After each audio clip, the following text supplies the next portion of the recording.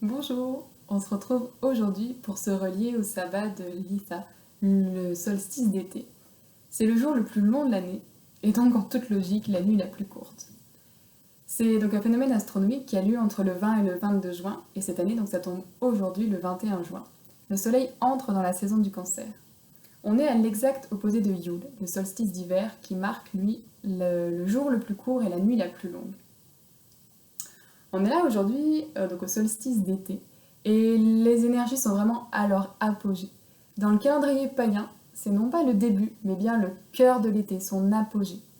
Et cette fête, elle s'appelle d'ailleurs Midsummer, donc le milieu de l'été, dans la tradition anglo-saxonne. Et personnellement, ça fait beaucoup plus de sens, parce que finalement, les jours commencent à raccourcir à partir d'aujourd'hui. Pour un premier jour de l'été, je trouve ça un peu dommage.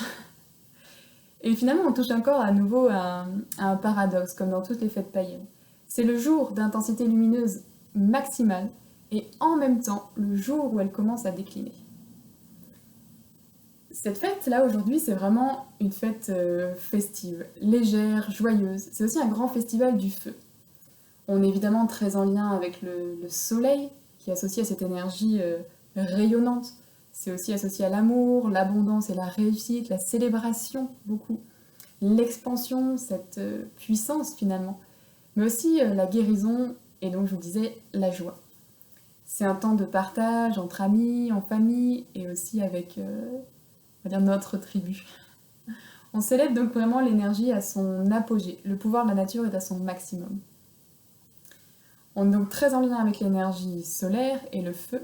Et on allume encore aujourd'hui des grands feux. Et les feux du solstice sont aussi devenus ceux de la Saint-Jean à l'avènement du christianisme. C'est le moment où souvent il fait donc très beau, on fait la fête, et traditionnellement on danse de l'aube jusqu'au matin du jour suivant. Et la fête de la musique, par exemple, qui arrivait bien plus tard en 1976 dans sa première version, elle remet la danse et la musique au cœur de cette fête. C'est aussi une fête qui est très liée à l'eau. On retrouve cette complémentarité eau et feu. Le soleil et la pluie, finalement, permettent et assurent cette luxuriance, cette abondance de la nature. Le solstice d'été, il est célébré dans plein de traditions.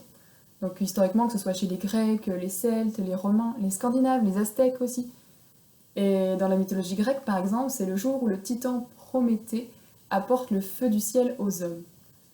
Dans la Rome antique, c'est le solstice d'été, il est consacré à Junon, l'épouse de Jupiter, le roi des dieux. Et comme c'est aussi la déesse du mariage, c'est une période qui est propice et où on célèbre beaucoup d'unions. Dans l'ancienne Gaule aussi, on célébrait la déesse Épona, qui est la déesse de l'agriculture, de la fertilité, la déesse des chevaux. Et dans certaines tribus amérindiennes, on honorait le solstice d'été par la danse du soleil. Et vous le savez sûrement, certains monuments ont un alignement particulier avec le soleil au moment du solstice d'été. Et c'est le cas du très connu site mégalithique Stonehenge, mais aussi du mont Seskin en Irlande, ou du canyon Chaco au Nouveau-Mexique, ou encore des pyramides de Gizeh.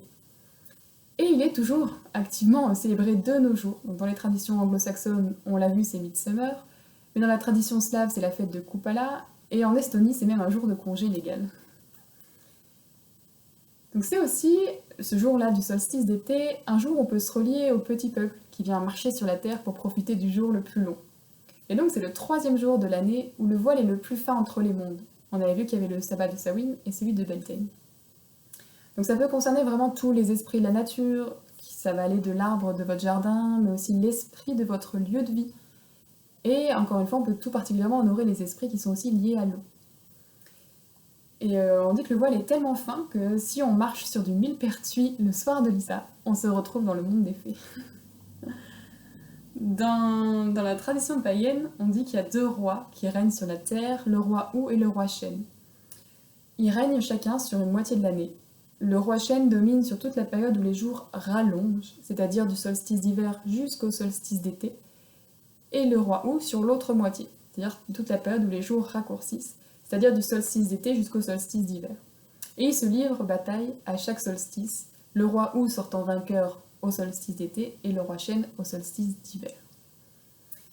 Donc cette période-là, en ce moment où on est, elle est très propice pour cueillir toutes les herbes, toutes nos plantes magiques, parce qu'elles sont vraiment gorgées de soleil en fait, et ça amplifie, ça accentue toutes leurs propriétés.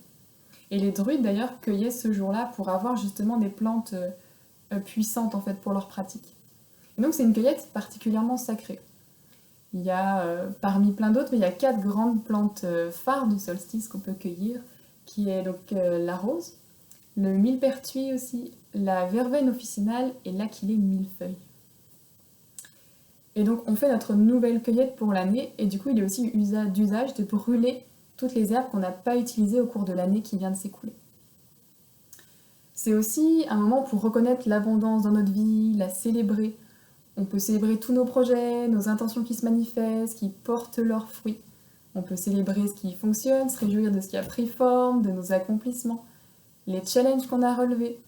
Et pour moi, c'est vraiment la base de l'abondance, de se relier à tout ce qui est déjà là. Et évidemment, c'est le temps de se remplir et de faire le plein de soleil. Il est à son maximum, on peut se lever avec lui le matin, l'accueillir avec un chant et vraiment se remplir de toute cette énergie, ce potentiel solaire.